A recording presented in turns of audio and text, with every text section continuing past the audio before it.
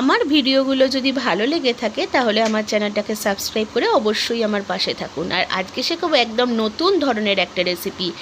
কোনো রকম কড়ায় তেল মশলা না দিয়েই বানিয়ে ফেলুন হিঙের কচুরি। তার জন্য 1 ঘন্টা থেকে 1.5 ঘন্টার মতো বিউলির ডালকে ভিজিয়ে রেখে বিউলির ডালটাকে বেটে নিন, শুধু বেটে নিন। এবার এর মধ্যে নুন, মিষ্টি, হিং, সামান্য খাবার সোডা আর জোয়ান দিয়ে পুরটাকে ভালো করে মেখে নিন।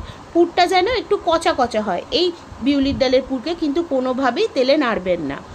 এবার ময়দার মধ্যে নুন, মিষ্টি, তেল দিয়ে ভালো করে মেখে নিয়ে কাঁচা বিউলির ডালের পুর এই ময়দার মধ্যে ভরে, সাদা তেল ইউজ নাও করতেও পারেন, নাও করতে পারেন, কিন্তু যদি ডালডায় ভাজেন তবেই কিন্তু প্রপার একদম দোকানের স্বাদ পাবেন।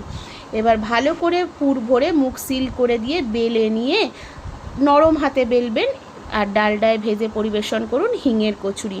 খাবেন, তারপর বলবেন, আর অবশ্যই ছোলার ডালের সাথে খাবেন।